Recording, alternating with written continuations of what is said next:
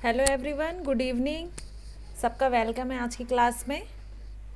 और आज की क्लास में हम विशेष दो चीज़ें देखेंगे, एक मैथ्स और एक रीजनिंग। इसके पीडीएफ मैंने आपको ग्रुप पे पहले ही शेयर कर दिए थे और आज इसका मैं थोड़ा सा डिटेल बताने वाली हूँ, जिससे अब आपको पहले सबसे पहले मैं इसमें बता दूँ कि कुछ क्वेश्चन रहेंगे जिसको मैं सॉल्व करके बताऊँगी और कुछ जो है उसका और फिर उसके लिए एक्स्ट्रा आपके एक्सरसाइज के लिए कुछ क्वेश्चन भी दे रखे हैं।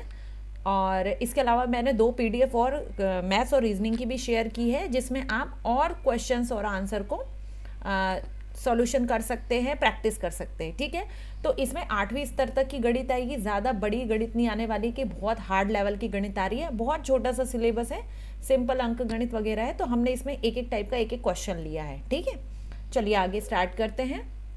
और ध्यान से देखिएगा, यदि एक बार में समझ में ना आए 2 बार देखिएगा, 2 बार में समझ में ना आए 3 बार देखिएगा, क्योंकि मैथ्स के सॉल्यूशन ऐसे रहते हैं कभी कभी आपको समझ में नहीं आते, क्योंकि आपका बहुत दिन का छूटा हुआ है।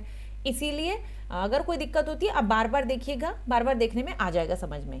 तो हम फर्स्ट क्वेश्चन देखते हैं। ये सामान्य अंक गणित का प्रश्न है और ये कहते हैं कि किसी संख्या को 195 से भाग देने पर 47 शेष बचता है और इस संख्या को 15 से भाग देने पर क्या शेष बचेगा। ठीक है, तो माना कि कोई संख्या है, वो है ये कोई संख्या है, इसको 195 से भाग दिया, तो किसी संख्या को 195 से भाग दिया तो क्या हुआ, शेषफल 47 है। ये शेषफल क्या है, 47 है।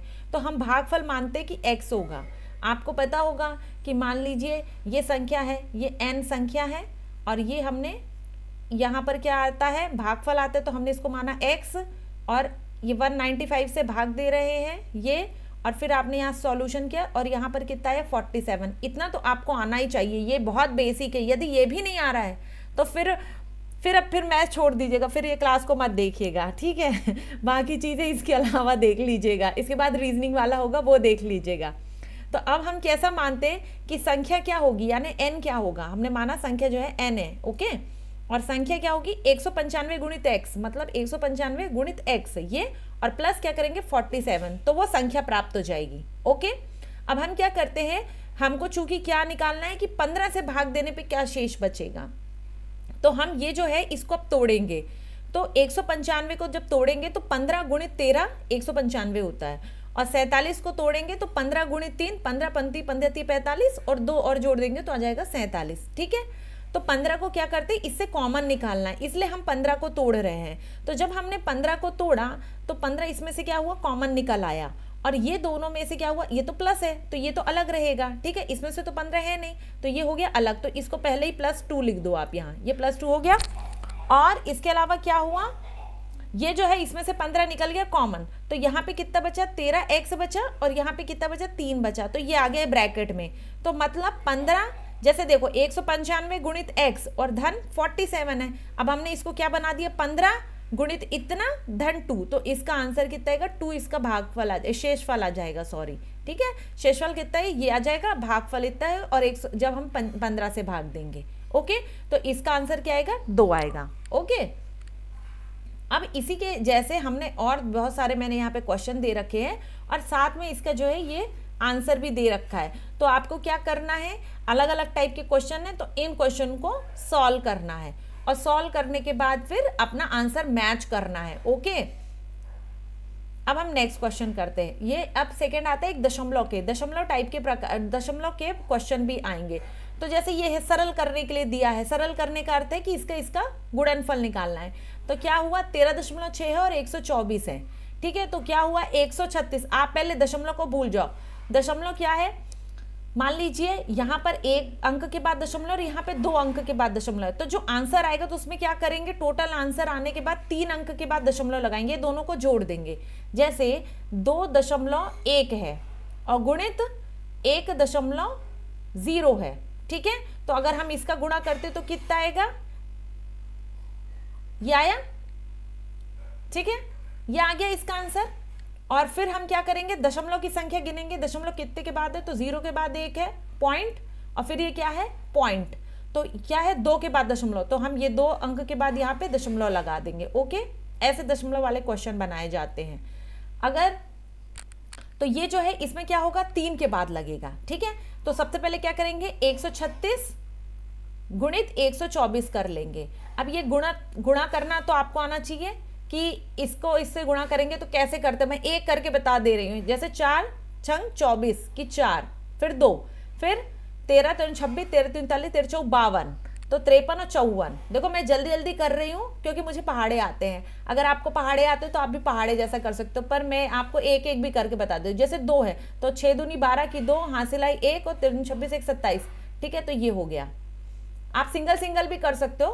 फिर यहाँ पे 2 लगाया और फिर क्या है 1, तो 6 3 और 1, और फिर हम इसको जोड़ देंगे तो कितना आएगा, 4 और 4 2 6, और ये 6 5 11, 7 18 की 8, हासिल आई 1, और ये क्या है 3 दूनी 6 और ये 1। ठीक है, 16,864 आ गया। तो ये आ गया अपना आंसर 16,864।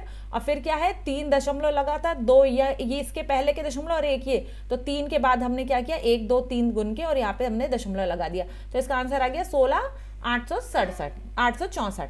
ठीक है, अब ऐसे ये है तो भाग करते समय भी ऐसे ही करना है। तो भाग करते समय का एक और चीज बता देती हूँ। जैसे मान लीजिए इसी को देखेंगे तो 0.25 सॉरी 0 यहाँ पर 0.256 है ना, और इसमें भाग दे रहे हैं 0.016 का। तो ये तीन नीचे दशमलव है तो यहां से 3 पहले कर लेंगे तो ये इतना हो जाएगा, समझ है, तो ये दशमलव हट जाएगा ऐसा। तो ऐसा होता है, तो आपको ध्यान रखना है कि कैसे हम इसको कर सकते हैं, कैसे नहीं कर सकते हैं, ये आपके ध्यान देने वाली बात है। आप जैसे जैसे करते जाएंगे, और ये सबके ये सारे क्वेश्चंस के सॉल्यूशन भी उसमें दिए हुए हैं। ठीक है, कहां पर दिए हुए हैं, जो हमने आपको दिया है ना उसमें सारा सॉल्यूशन भी दिया हुआ है।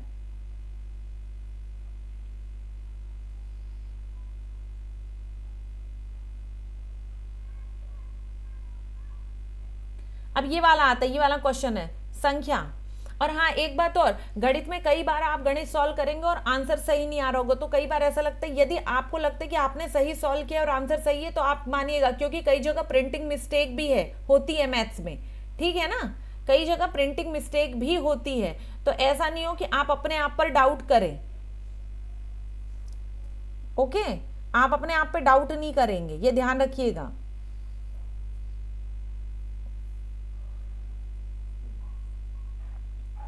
फिर इसको देखिए, इसमें क्या है, ये संख्या ऐसे दी है और इसको अवरोही क्रम में जमाना है। तो अवरोही और आरोही 2 अलग अलग चीजें होती है। आरोही क्रम क्या होता है आप समझिए, आरोही का मतलब होता है पहले छोटी चीज आएगी, फिर उससे थोड़ी बड़ी आएगी, फिर उससे थोड़ी बड़ी आएगी, फिर उससे बड़ी आएगी, तो संख्या को ऐसे जमाएंगे। और अवरोही यानी क्या होगा, उल्टा। अवरोही अर्थात उल्टा। तो सबसे पहले अवरोही में बड़ी आएगी, फिर उससे छोटी, फिर उससे छोटी, फिर उससे छोटी, फिर उससे छोटी, फिर उससे छोटी, फिर सबसे छोटी। ठीक है, तो आरोही में बढ़ता क्रम है और अवरोही में घटता क्रम है, ये ध्यान रखना है। ओके, अब ये आप सोचेंगे कैसे निकाला है, कैसे इसका आंसर लाएंगे। तो जैसे 2/7 है, 2/7 है, मैं एक बता रही हूँ, 2/7 है, तो अब आपको 7 का भाग देना है 2 में, तो 7 का भाग तो जाएगा नहीं, पॉइंट लगेगा। फिर क्या होगा, 7 दूनी 14 हो जाएगा।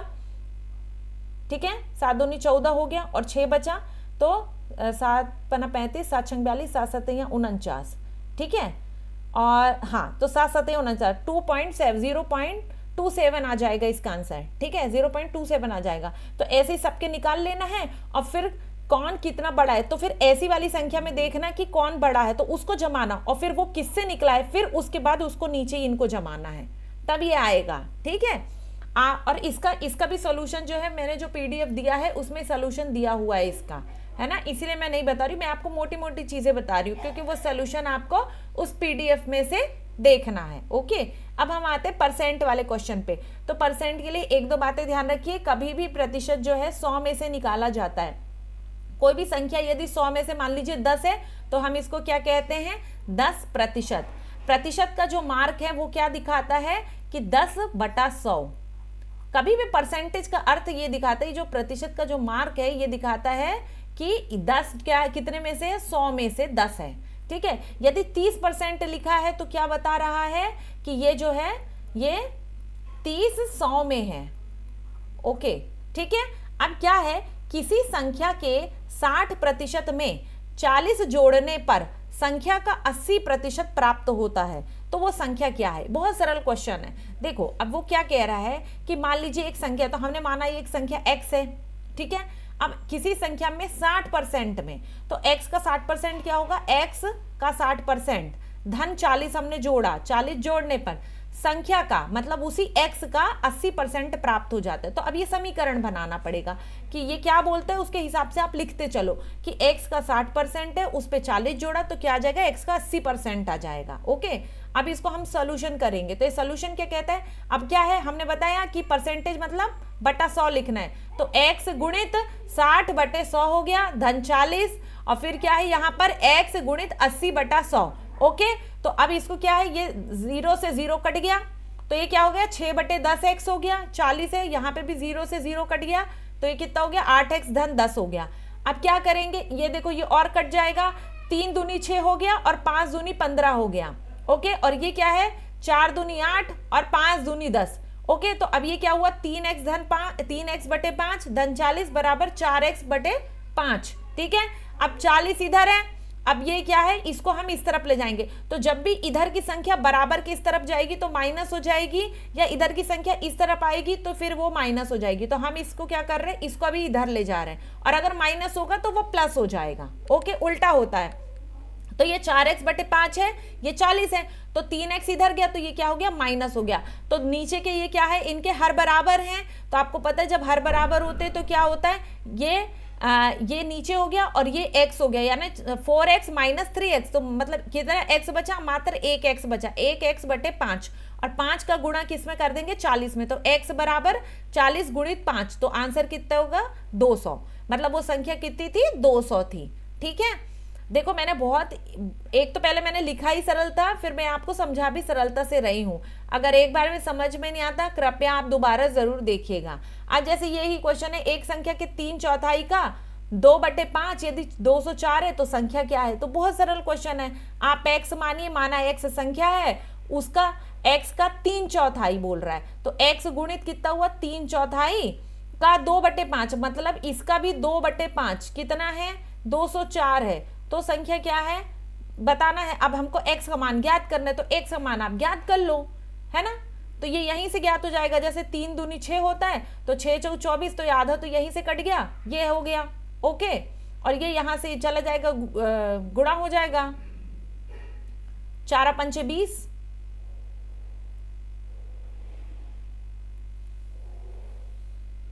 सॉरी 240 लिख दिया मैंने, ये 204 है, वही तो हम सोचे कि गड़बड़ कैसे हो रहा है। नहीं नहीं नहीं, ये 204 है। ठीक है, तो ये दो, रुको इसको सही कर दे, नहीं तो आप फिर कंफ्यूज हो जाओगे। इरेज कर देती हूँ मैं।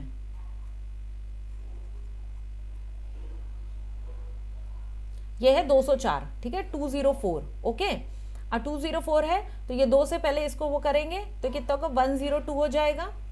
ठीक है, और ये 3 से करेंगे तो 3 3 9।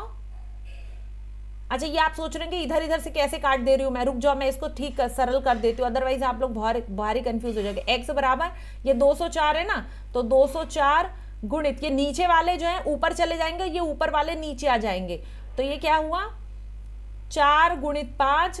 देखो अगर इतना भी समझ में नहीं आ रहा है कि ये नीचे ऊपर कैसे हो रहा है ना, तो फिर मैथ्स को ना तुक्का मार के आना भाई। ठीक है, अब ये देखो, अब यहाँ से क्या है, तो ये 2 से ये कट गया, 2 दूनी 4 हो गया है। ठीक है, ये 3 से कट जाएगा, तो ये कितना हो जाएगा, 3 छंग 18, और 18 हो गया, हाँ 3 छंग 18, 2 3 7 के 3 8 24, 68 हो गया है, 68 हो गया, और 5 दूनी 10, और 68 में 10 का गुणा कर देंगे तो क्या 680 हो जाएगा। ठीक है, ये आ गया आंसर। तो ऐसे हर प्रश्न को आपको बनाना है। ठीक है, ये सारे क्वेश्चन जो है आपके बनाने के लिए दिए हैं। अब आप इसमें अनुपात देखो। अब अनुपात क्या होता है, किसी चीज का अनुपात। अनुपात में 3 टाइप के क्वेश्चन दिए हैं, कि जैसे ये पहला प्रश्न देखिए अनुपात का, तो समीना सुहाना की आयु का अनुपात 7:3 है। ठीक है, तो मान लीजिए समीना की अभी की आयु कितनी है, 7x है, और उसकी सुहाना की आयु कितनी है, 3x है। ठीक है, अब 6 वर्ष बाद इसकी आयु का अनुपात 5:3 हो जाता है। तो क्या बोल रहा है, 6 वर्ष के बाद, तो 6 वर्ष के बाद तो क्या आयु जुड़ेगी। ठीक है, आयु जुड़ेगी, तो 7x धन 6 और 3x धन 6। ठीक है, दोनों में 6 जोड़ा, क्यों, क्योंकि 6 वर्ष बाद की आयु। तो इसके बाद ये क्या बोलते हैं, 5/3 इनका अनुपात हो जाता है, तो 5/3 लिख दिया। ठीक है, अब क्या है, अब 3 का गुणा यहाँ करो, तो 3 का गुणा मैंने बताया ये ऊपर गुणा होगा और ये इसका इधर गुणा होगा, तो 3 7 21 x और 3 छंग 18 और ये 5 दिया 15x और ये 6 पंचे 30। ठीक है, अब 15 को इधर ले जाओगे तो कितना माइनस हो जाएगा, तो कितना बचा 6x बचा, 18 इधर गया माइनस हुआ तो कितना बच गया 12 बचा और x बराबर आ गया कितना 2। ठीक है, अब समीना की आयु कितनी थी 7x, तो 7 दूनी 14 हो गई। सुहाना की कितनी थी 3 थी, तो 3 दूनी 6, तो दोनों का अंतर कितना आ गया 8 वर्ष। ये है आंसर। प्रश्न सरल होते हैं, आपको सिर्फ थोड़ा सा दिमाग लगाना है। ठीक है, एक बार में नहीं आता, 2 बार 3 बार रिपीट कर करके वीडियो देखिएगा, लेकिन इस चीज को ऐसा नहीं छोड़िएगा कि हमें नहीं आ रहा है। ठीक है, फिर आते हैं, देखो फिर एक ये है सीधा अनुपात। तो 15 कलम मतलब 15 पेन है, इनका मूल्य कितना है 198, तो 25 पेन का मूल्य कितना होगा ये पूछ रहा है। तो ये क्या है सीधा अनुपात है, मतलब 15 का मूल्य इतना है तो 25 का मूल्य और ज्यादा होगा। ठीक है, इसको कहते हैं सीधा अनुपात। और जहां पर यदि किसी चीज का मूल्य या किसी चीज के काम का, आगे हम वो वाला क्वेश्चन देखेंगे, यदि वो कम होता है तो उसको कहते हैं विलोम अनुपात। ठीक है, तो ये जो अनुपात है ये सीधा अनुपात है। तो ये कहता है देखो अधिक कलम होगी तो अधिक मूल्य होगा, और ये क्या है सीधा अनुपात। तो अब इसको कैसे जमाना है, तो 15 कलम है, ठीक है, और इसका अनुपात ये 25 हुआ, और ये फिर समानुपात लगाया और फिर 198 और गुणित x। तो कभी भी इसको ऐसे 4 पार्ट में लिखते हैं तो ये बीच वालों का गुणा होता है आपस में, ठीक है, और ये साइड वालों का गुणा होता है आपस में। तो ये बोलता है कि जब 15 है तो ये क्या बोलता है, ये 15 है, ठीक है, तो ये 15 का गुणा किस में हो गया x में हो गया, और 25 और 198 और 15 का फिर इसमें भाग दे दिया। ठीक है, तो इसका मूल्य कितना आया 330 रुपए आ गया। ये जब आप इसको सॉल्व करेंगे ना तो इसका आंसर 330 आएगा। ओ मैंने अभी सॉल्व नहीं करा है, अब आप इतना तो कर सकते हैं। अब मैं 5 का भाग दे के बताऊं वो ठीक नहीं है, आप इतना तो कर ही लेंगे। ठीक है, तो इसको ऐसे सॉल्व करते हैं। मेन चीज क्या है आपको पता होना चाहिए, ये बीच वालों का गुणा करेंगे और ये साइड वालों का गुणा करेंगे, और ये इसको जमाएंगे कैसे कि जब कम मूल्य, ये सीधा अनुपात है तो अधिक कलम होगी तो अधिक मूल्य होगा, तो इस तरफ क्या जमाएंगे कलम की संख्या जमाएंगे। तो जैसे 15 अनुपात 25 तो 198 अनुपात यहाँ पे ज्यादा आएगी ना संख्या, इसलिए इसको ऐसा जमाया है। ठीक है, अब इसका नेक्स्ट क्वेश्चन देखिए, ये है विलोम अनुपात वाला क्वेश्चन, वही जो मैं पहले बता रही थी, विलोम अनुपात जिसमें उल्टा अनुपात होता है कि 25 आदमी किसी काम को 27 घंटे में करते हैं। ठीक है, तो 15 आदमी कितने में करेंगे, कितने समय में करेंगे, तो 15 आदमी, यहाँ पे देखो आदमी कम है लेकिन अब क्या होगा ये इसका समय ज्यादा लगेगा। ठीक है, तो ये क्या हुआ उल्टा अनुपात हुआ कि आदमी की संख्या तो कम है लेकिन अब क्या हो रहा है इसमें ज्यादा घंटे लग रहे हैं, तो ये क्या होता है विलोम अनुपात होता है। तो जब विलोम अनुपात होता है तो हम क्या करते हैं, पहले इसको रखते हैं, पहले कम संख्या रखेंगे और फिर ज्यादा संख्या रखेंगे, मतलब पहले कम आदमी ज्यादा आदमी, और ज्यादा आदमी के साथ में उसका ज्यादा घंटा उल्टा रखेंगे।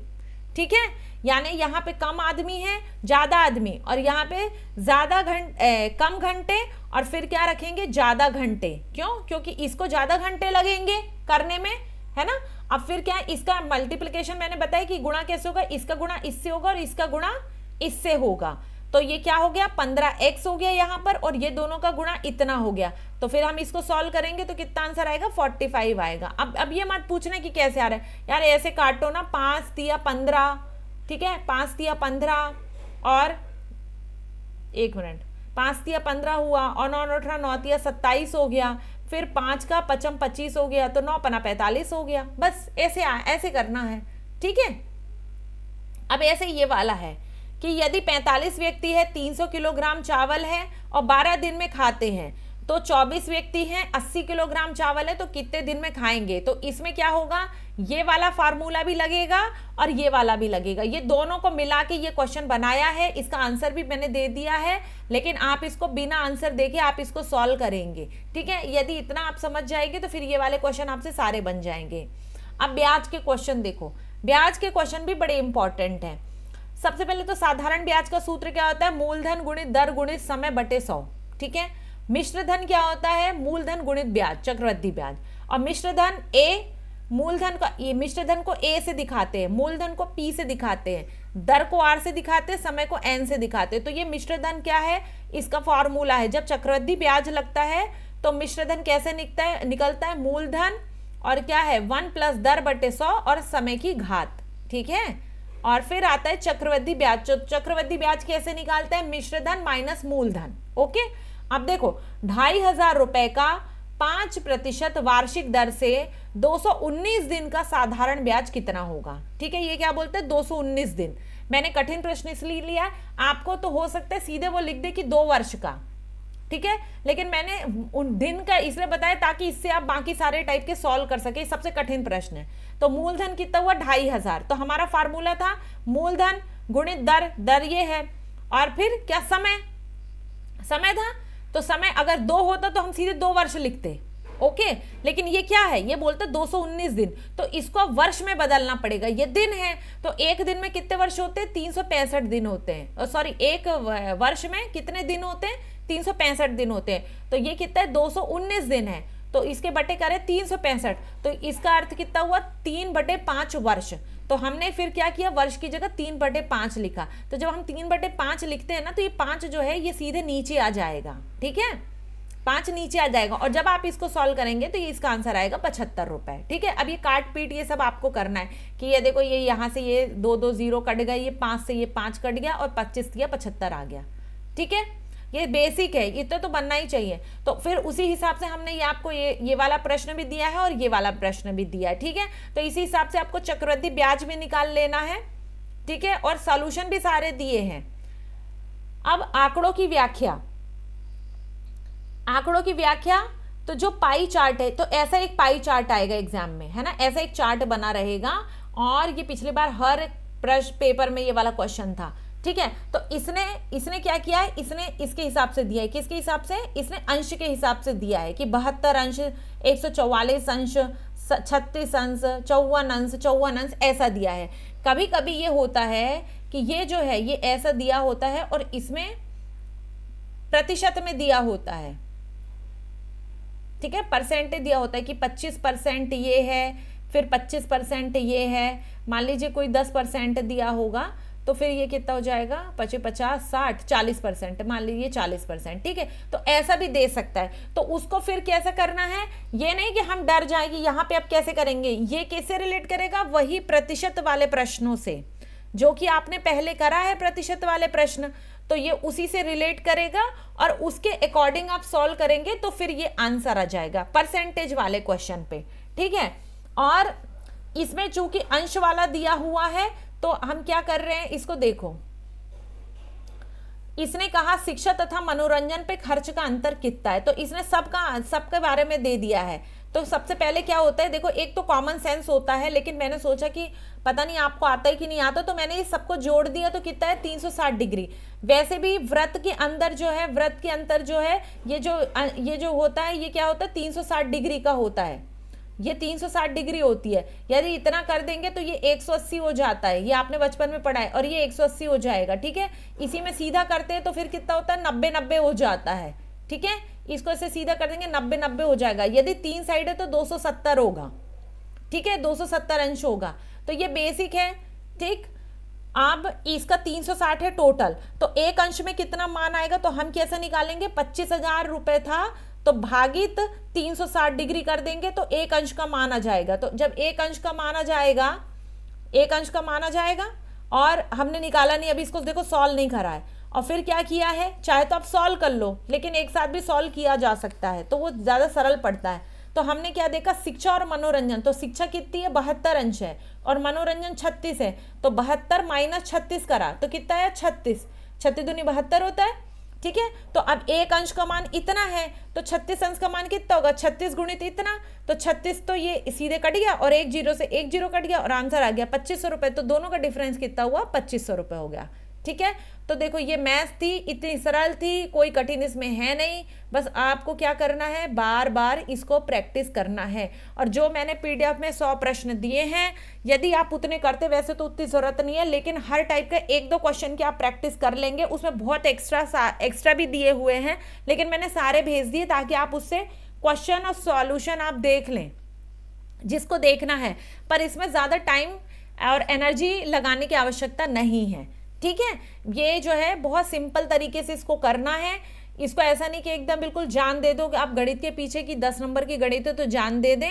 आराम से करिए, जितना आता है उतना करिए, नहीं आता है प्रेशर मत लीजिएगा।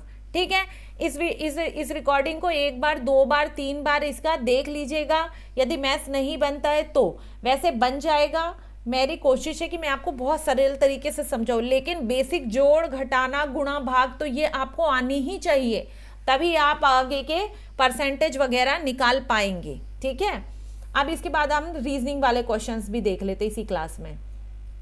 ठीक है, तो हमने क्या किया है, रीजनिंग वाले क्वेश्चंस को भी ले लिया है और हर टाइप का एक एक क्वेश्चन सॉल्व करेंगे। इसके भी मैंने बहुत सारे क्वेश्चन आपको सेंड कर दिए हैं। तो देखो, मैं हर टाइप के क्वेश्चन का आपका नमूना बताते जा रही हूँ। जैसे इसमें 3 टाइप के प्रश्न आएंगे, एक सामान्य प्रश्न आएंगे,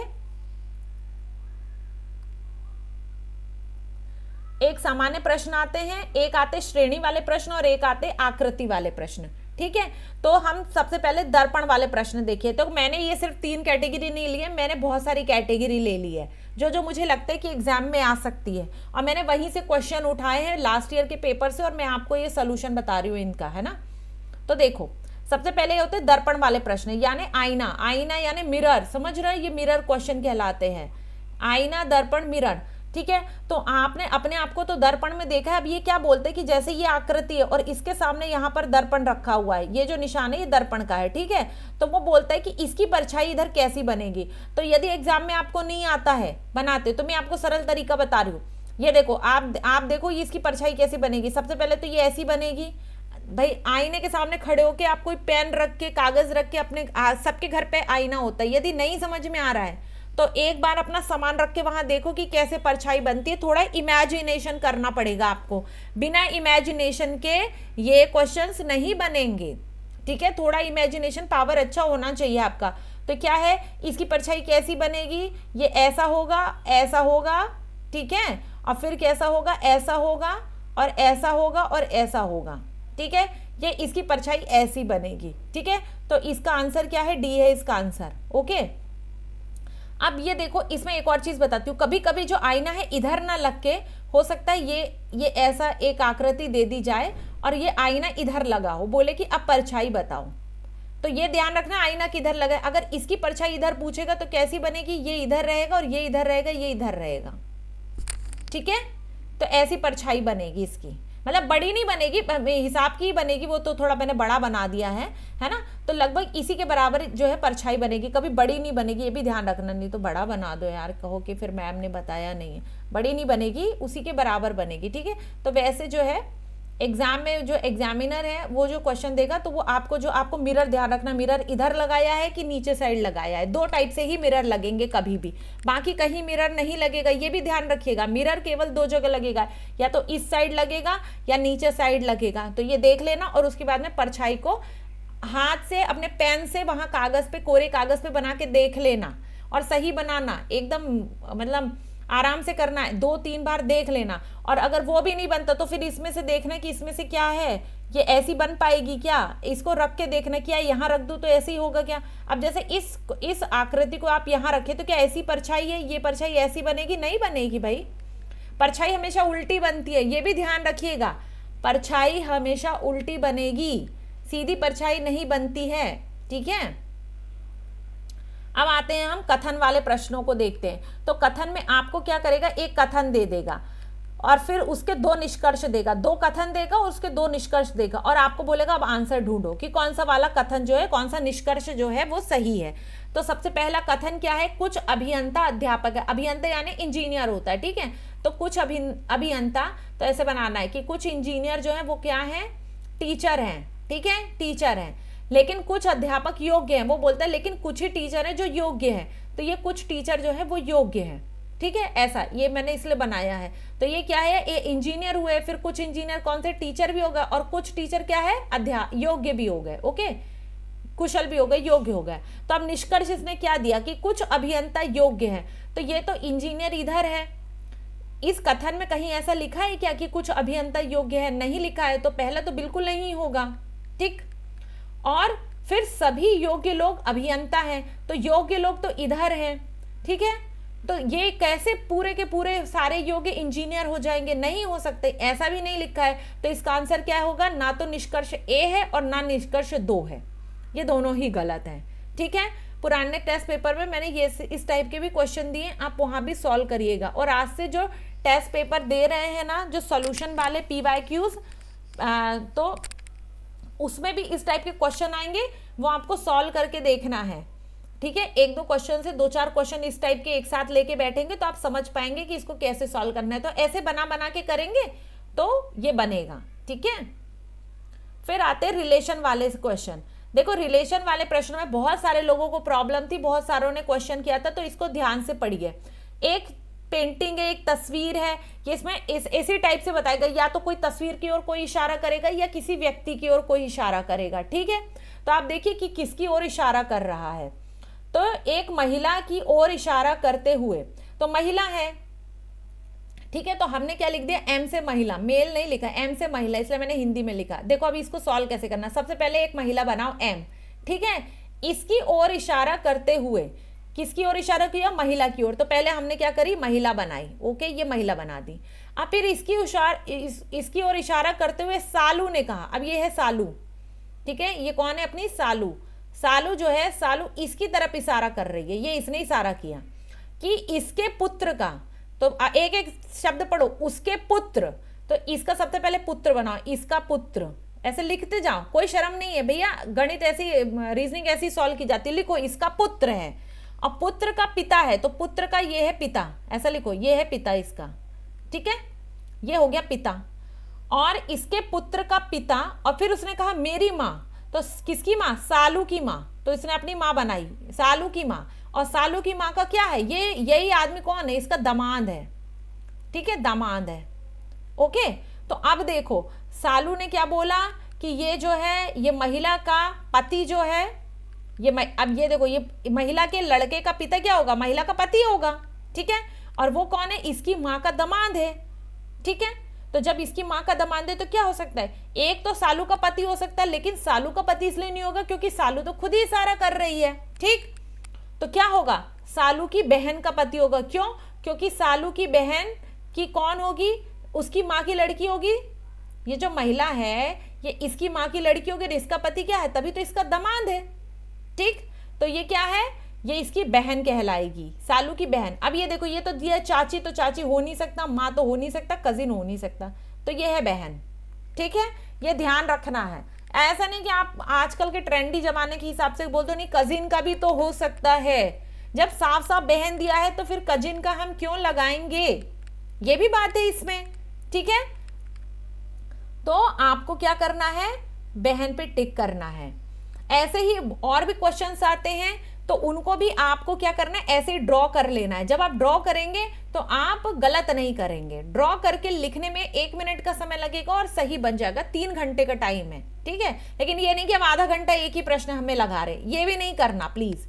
अब ये आकृति वाले कुछ या लुप्त संख्या वाले प्रश्न होते हैं, ये कभी कभी आते, कुछ मतलब जरूरी नहीं है हमेशा आएंगे, लेकिन आ भी जाते हैं। तो मैंने इसके लिए लिख दिया है कि हाँ, तो ये देखो ये कैसा प्रश्न है, तो इसमें ये आकृति में ये संख्याएं दी हैं। अब हम कैसे डिसाइड करेंगे कि आंसर क्या आएगा, तो देखो हम बता रहे, ये क्या है, 4 को हम तोड़ेंगे, हमेशा इन संख्याओं को तोड़ना, ये ध्यान रखना। तो 2 दूना 4 होता है, और 6 क्या है, 2 तिया 6 हुआ। ठीक है, और फिर क्या हुआ, यहाँ पर 3 तिया 9 हुआ। अब इसमें देखो 3 तिया 9, फिर 3 चौ 12, और ये कितना है, 4 चौ 16, फिर ये क्या है, 4 चौ 16, फिर 4 पंचे 20। तो अब यहाँ पे क्या होगा, अब देखो ये क्या है, 2 दूना 4, फिर 2 से 3 का गुणा करा, एक संख्या बढ़ा के, और फिर 3 तिया 9 किया, फिर क्या है 3 तिया 9, और फिर एक संख्या बढ़ा के यहाँ पे 4 का गुणा किया, और फिर 4 को ही लेके डबल गुणा, 4 चौ 16। तो यहाँ पे क्या है, 4 चौ 16, और 4 में 1 बढ़ा के फिर क्या, 4 पंचे 20। तो अब यहाँ पे क्या होगा, 5 गुणित 5, तो क्या हो जाएगा, 5 25। तो ये है इसका उत्तर। ठीक है, तो ऐसे ही तोड़ तोड़ के बनाने पड़ेंगे आपको। ये इस टाइप के प्रश्नों को ऐसे हल किया जाता है। तो जरूरी नहीं है कि उसमें गुणा हो, कभी कभी भाग भी होता है, लेकिन भाग कम होता है, ज्यादातर गुणा वाले प्रश्न होते हैं। ठीक है, तो ध्यान रखिएगा। अब आते लुप्त पद वाले प्रश्न। ये भी बहुत लोगों को दिक्कत होती है, जबकि ये सबसे सरल प्रश्न होते हैं क्योंकि इसका आंसर यही दिया होता है। अब इसका आपको आंसर ढूंढना है कैसे, कैसे ये आंसर यहाँ दिया होता है ना। आप कहेंगे हमको तो नहीं दिख रहा है, तो हमने कहा हमें तो दिख रहा है, चलो हम बताते कैसे। अब देखो इसने क्या दिया है, बी के बाद जी दे रखा है। क्या दे रखा है, बी के बाद जी दिया है ना, तो वो खुद ही बता रहे क्लू। और क्या दिया है, दूसरा क्या दिया है, बी के बाद बी। तो जहां दो शब्द एक साथ लिखे हो तो अब आपको समझ जाना है कि कैसे जमाना है। बी के बाद जी दिया है, ठीक है। और तो आपको क्या करना है, ये जी को उठा के यहां लिखो सबसे पहले। तो ये क्या हुआ, बी जी हो गया। भाई यहां तो लिख नहीं सकते क्योंकि ये बी लिखा हुआ है ऑलरेडी यहां, लेकिन उसने क्या किया है, यहां पर बी भी दिया है। तो आप देखो अब आपके पास 4 का जोड़ा बन गया है, बी बी जी सी, ये बन गया। तो अब क्या है, अब आपको क्या करना है, फिर से यहां पे लिखना है बी। तो बी बी जी और सी, ये फिर 4 का जोड़ा बन गया, ठीक है। अब क्या है, बी बी फिर से, अब जी तो है नहीं, ये जी के बाद तो दिया नहीं है कि आप सी लिखो। और ये बी के पहले क्या आएगा, यहां पर ये देखो, ये बी बी के पहले क्या आ रहा है, सी आ रहा है। ये 2b के पहले सी आया, 2b के पहले सी आया, तो ये 2b के पहले क्या आएगा, सी आएगा। तो आंसर क्या है, सी जी, फिर क्या है बी, और फिर क्या है सी, और फिर क्या है बी, ठीक है। तो ये बन गई जोड़ी। तो ऐसे ही ये इस टाइप के जितने क्वेश्चन है उनका आंसर यहीं पर दिया होता है, बस आपको ढूंढना है। और आई होप आज की क्लास के बाद आप ढूंढ लेंगे कि इसको कैसे बनाते हैं। सिर्फ आपको एक जोड़ी बनानी है और जोड़ी बनाने के बाद वो सारी जोड़ियां बन जाएंगी, उसी हिसाब से सारी जोड़ियां बनेंगी, ठीक है। तो ये वाले प्रश्न जो है आई होप आज के बाद आपको प्रॉब्लम नहीं करेंगे और ये बन जाएंगे। ये किसी ने क्लास में पूछा भी था, है ना, तो मैंने कहा था मैं इसको समझाऊंगी। ओके, अब देखो, अब आते आकृति वाले प्रश्नों पे। आकृति वाले प्रश्न, ये आकृति बनाते समय ना ये लाइन मुझसे गलती से खिंच गई थी, तो ये लाइन को ना माने, ठीक है। अब ये देखो, ये आकृति वाले प्रश्न बहुत सरल होते हैं, सिर्फ थोड़ा सा दिमाग लगाएंगे तो बन जाएगा। देखो ये क्या है, ये आकृति दी है। अब ये कहता है कि ये आकृति को पूरा करना है, ठीक है। तो यहां पर ऐसी आकृति लगा दो कि आकृति पूरी हो जाए। तो ये एक लाइन तो बस इधर खींची है, तो इसका उल्टा इधर लगा हुआ है, तो हमको क्या करना है, बस इसका उल्टा इधर लगाना है। तो जैसे ही हम इसको उलट के रखेंगे, तो आप सोचो, इमेजिन करो कि आपने इसको पकड़ा और इसको पकड़ के उल्टा कर दिया यहां पर, ऐसे जैसे पन्ना नहीं पलट देते हैं, तो आप इसको पकड़ के यहां से उठाया आपने और इसको यहां पर ऐसे चिपका दिया, ऐसे पलटा। तो जैसे ही पलटेंगे तो आपको कौन सी आकृति दिखेगी, हाँ, ये सी वाली आकृति दिखाई देगी। देखो इसको उठा के जैसे ही आप पलटोगे तो क्या है, ये जो है आपको ये ऐसा दिखाई देगा, ठीक है। और फिर क्या होगा, ये जो ऐसा क्रॉस वाला ये दिखाई देगा, ये दे रहा है, और जैसे ये दिखाई देगा तो क्या हुआ, ये आंसर आ गया इसका सी, ठीक है। तो ज्यादा दिमाग ही नहीं लगाना, ये बहुत सरल क्वेश्चन होते हैं ऐसे आकृति वाले, सिर्फ इसको उल्टा के पलटा देना है तो ये आ जाएगा, इसका आंसर सी हो जाएगा, ठीक है। अब नेक्स्ट क्वेश्चन चलिए। नेक्स्ट क्वेश्चन हमारे पास है दिशा वाले प्रश्न। दिशा वाले प्रश्नों को एक बार मैंने क्वेश्चन पेपर सॉल्व करते समय भी काफी समझाया था। हाँ, 1 मिनट रुकिएगा प्लीज।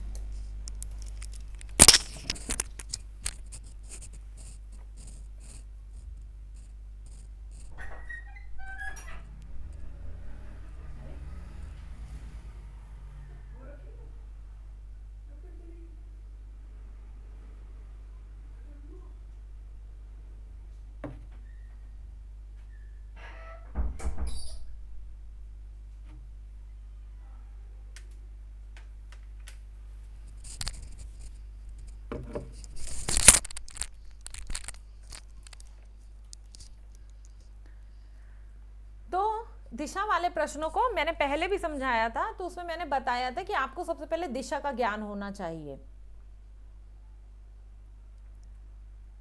तो आप कहेंगे दिशा का ज्ञान तो हमको है, हमको पता है कि उत्तर दक्षिण पूर्व पश्चिम होता है, 4 दिशा होती है, ये तो हमें पता है। तो सिर्फ इतना ही पता होना काफी नहीं होता है ना, इसके अलावा भी हमें पता होना चाहिए। अब देखिए हम बताते हैं, आपको पेपर पे दिशा जाननी पड़ेगी इसके लिए, इस क्वेश्चन को सॉल्व करने के लिए पेपर पे दिशा करनी है। तो हमने ये जो बनाया है, तो हमेशा पेपर में उत्तर दिशा ऊपर होगी, नीचे दक्षिण होगी, इसको पूरब मानेंगे और इसको पश्चिम मानेंगे। इसको अच्छे से याद कर लो आप, ठीक है। एग्जाम में आए सबसे पहले ऐसा बना लो, कोई भी दिशा वाला प्रश्न है सबसे पहले अपना ये बनाओ। और बचपन में सबने मानचित्रों में ऐसा बनाया होगा, ठीक है। अब देखो इस प्रश्न में रमन क्या करता है, रमन जो है P बिंदु से दक्षिण दिशा में चलकर Q बिंदु पर रुकता है। अब देखो इस प्रश्न को सॉल्व कैसे करते हैं, मैंने वैसे इसको नीचे सॉल्व करके दिया था आपको। P बिंदु से चला, ये है इसका P बिंदु। P बिंदु से रमन कहाँ चला, दक्षिण दिशा में। ये कहाँ चल रहा है, दक्षिण दिशा में। तो जब दक्षिण दिशा में चल रहा है तो दक्षिण कहाँ है, नीचे की ओर है। तो P से वो कहाँ चला, दक्षिण दिशा में। ये P से चलते हुए कहाँ आया, ये Q पर आ गया। ओके, ये Q पर आ गया। अब Q पर उसने पहुंचा तो उसका मुंह जब चल रहा है तो मुंह किस तरफ होगा, दक्षिण दिशा की ओर होगा मुंह। खुद को मानो कि हम खुद चल रहे हैं, ठीक है। इन प्रश्नों को सॉल्व करते समय ध्यान रखो कि आप खुद चल रहे हैं। तो अपने आप को इमेजिन करो कि आप यहां से चलते हुए Q पर आए, ठीक है। अब Q पर आए तो वो क्या बोलते हैं कि इसके बाद वह दाएं ओर, तो दाएं ओर, तो अब Q पे जब आप खड़े हो और आपका फेस जो है इस साइड है, नीचे साइड है, तो आपका दायां साइड क्या होगा, इस तरफ होगा। इसका आपका राइट हैंड कहाँ होगा, इस साइड होगा। तो जैसे राइट हैंड इस साइड होगा तो आप कहाँ, यहां से चलना प्रारंभ करेंगे। राइट हैंड कहाँ, यहां, तो यहां से आप चलना प्रारंभ करेंगे। और फिर क्या बोलता है, अब यहां आके बोलता है अब आपका फेस किधर हो जाएगा, इस तरफ होगा।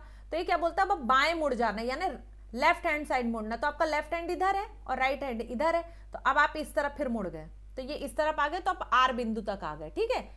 अब आर तक आ गए, देखो अब आर के बाद वो क्या कहता है, और फिर बाएं मुड़कर आर पर रुकता है। अंततः वो बाएं मुड़कर, अब यहां पे खड़े होने पर क्या होगा, आपका फेस फिर इधर होगा। तो वो क्या कह रहा है, फिर लेफ्ट साइड चलो, बाएं तरफ चलो। तो बाएं किधर होगा, इधर आपका दाएं होगा, और इधर क्या होगा, बाएं होगा। तो फिर आप इधर बाएं तरफ चले तो अब आपका फेस क्या हो, इस तरफ हो गया, ठीक है।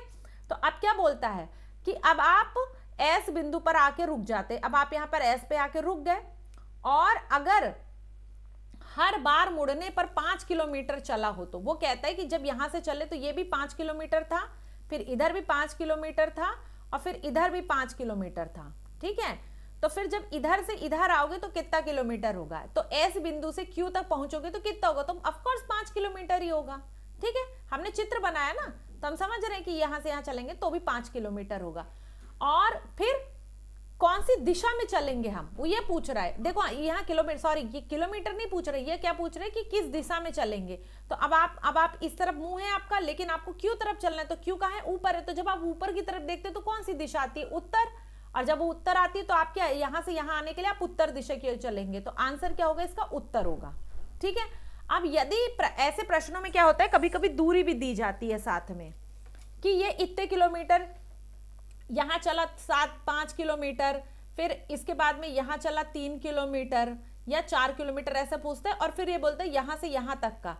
तो ये क्या हो जाता है, फिर ऐसे वाले में वो पाइथागोरस का प्रमेय लगाना पड़ेगा आपको ऐसे प्रश्नों में, ठीक है। तो फिर इसकी यहां से यहां तक की दूरी निकालनी पड़ेगी। इस टाइप के प्रश्न भी आते हैं। तो यदि प्रश्नों में दूरी देगा तो दूरी के अनुसार ये वाली लाइनें आपको खींचनी है, ठीक है। अब नेक्स्ट पढ़ो। तो ये है शेप काउंटिंग वाले क्वेश्चन। ये बड़े सरल प्रश्न होते हैं कि इसमें शेप काउंट करना होता है, और मुझे ऐसे प्रश्न बड़े अच्छे लगते हैं। तो क्या है, जैसे ये दिया, ये एक आकृति दिया, अब इसमें क्या कहता है, इसमें आपको शेप काउंट करना है कि कितने शेप होंगे, ठीक है। इसका आंसर इनमें से कोई नहीं था। मैं खुद भी काउंट करके देख रही थी। देखो मैं इसको सॉल्व कर, मैंने ऐसे गिन लिया था, लेकिन फिर मैंने कहा आपको कैसे समझ में आएगा, तो फिर मैंने इसको सॉल्व करा। तो सबसे पहले बड़ा त्रिभुज बनाया, तो एक बड़ा त्रिभुज है, ठीक है, एक ये बड़ा त्रिभुज है, ओके। और फिर उसके बाद में एक ये हो गया, ये बड़ा वाला, और फिर क्या है, इसको 20 से ऐसा किया तो क्या हुआ, 2 और बन गए, एक ये। तो ये कितने हो गए, 2 छोटे हो गए, तो ये कितने हो गए, 3 हो गए, ठीक है। अब फिर उसके बाद में देखो यहां पर एक और बनाया उसने, यहां से और यहां बनाया, ठीक है। तो ये कौन सा हुआ, ये एक, तो पहले ये बड़ा वाला हो गया, ठीक है, एक ये बड़ा वाला हो गया, और 4 छोटे, तो 4 छोटे कौन से हुए, एक ये 2, ये 3 और ये 4, ये 4 छोटे हुए, ठीक है। ये 4 छोटे हो गए इसके। अब फिर उसके बाद में क्या करता है, वो इसमें एक लाइन खींचता है। ये लाइन फिर उसने खींची बाद में, ठीक है। जैसे ये लाइन खींचेगा तो ये लाइन खींचने में क्या हुआ, 1 2 और 3, ये एक और बन गए, ठीक है।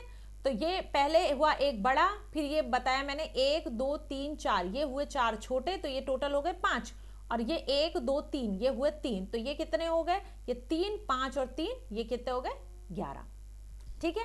आई होप आपको समझ में आ गया होगा।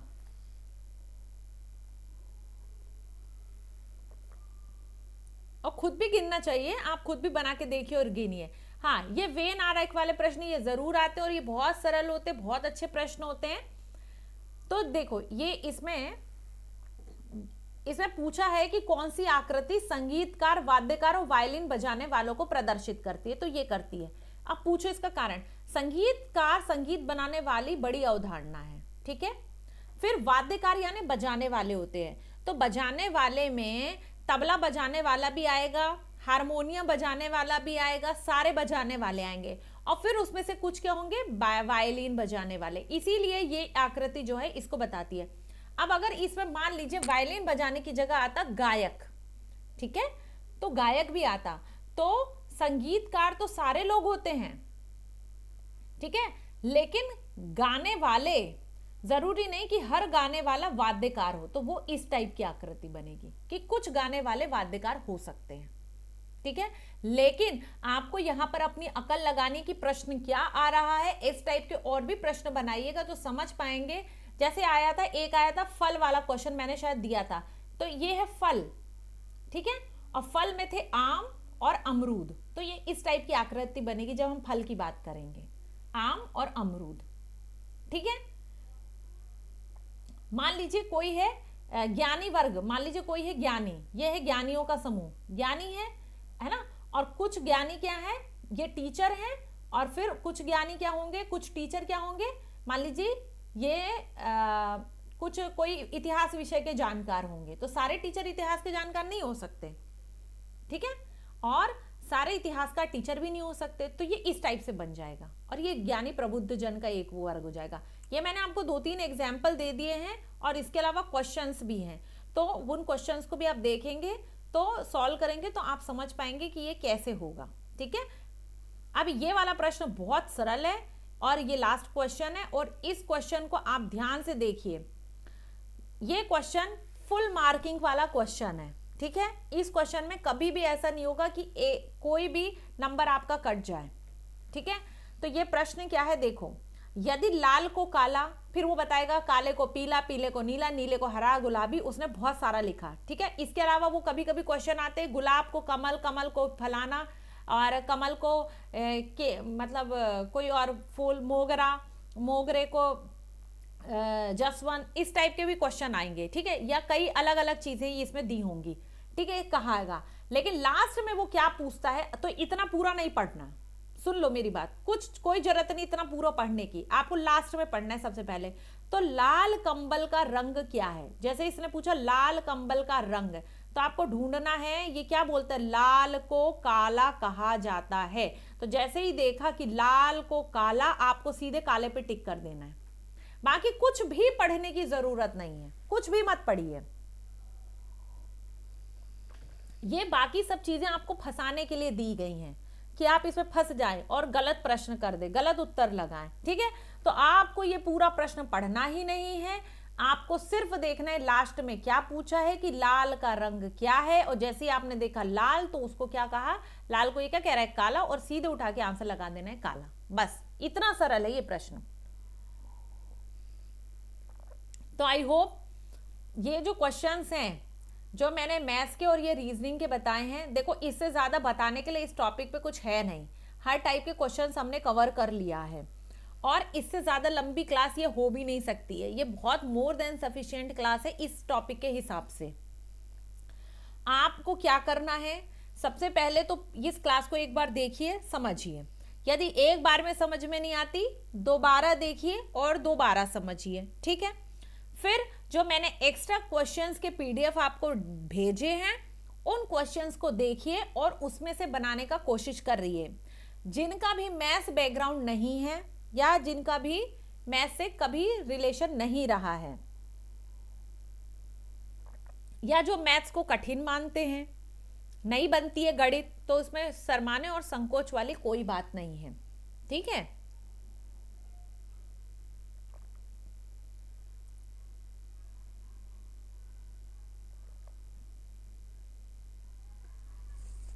यदि आपको नहीं आती है गणित, तो आप, यदि आपने गणित नहीं पढ़ी है, आपको गणित नहीं बनती है, और आपको ये मानना है कि हम शायद गणित नहीं कर पाएंगे, ठीक है, तो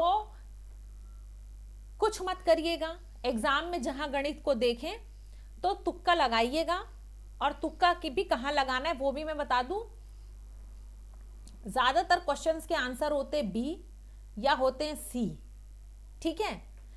तो आपको क्या करना है, वैसे बी की पॉसिबिलिटी, सी की पॉसिबिलिटी ज्यादा होती है, पहले तो कोशिश कर लो कि बन जाए। अब बिल्कुल ही नहीं बनना, तुक्का ही लगाना है तो बी पे लगाना या सी पे लगाना, ठीक है।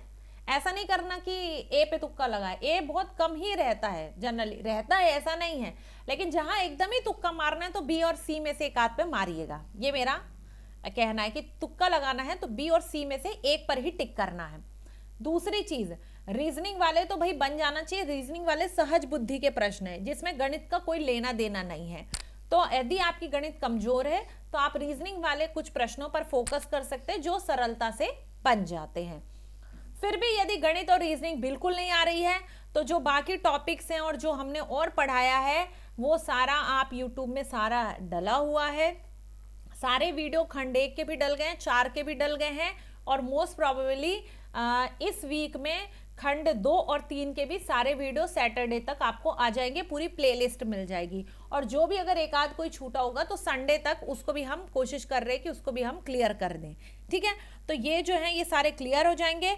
आप व्यवस्थित इस महीने के लिए 2.5 GB का 2.5 GB का डेटा डला लीजिए मोबाइल पे, और मोबाइल पे इस डेटा को यूज करिए, एक एक दिन में 4-4 5-5 क्लास रिवाइज करिए और याद करिए चीजें, क्योंकि एग्जाम में यही याद किया हुआ आपको साथ में जाएगा और वहां आप अकेले होंगे, केवल आपकी बुद्धि होगी और आपकी मेमोरी होगी, ठीक है। और किस्मत भी होती है, ऐसा नहीं होता किस्मत नहीं होती, किस्मत भी होती है, लेकिन पहले जब आप खुद काम करते हैं तब फिर किस्मत भी काम करती है, क्योंकि ईश्वर भी देखता है कि आपने क्या किया है। यदि आप कर्म ही नहीं करेंगे तो ईश्वर भी कहेगा कि जब आप कर्म ही नहीं करते तो फिर मैं आपको कैसे फल दूं, ठीक है।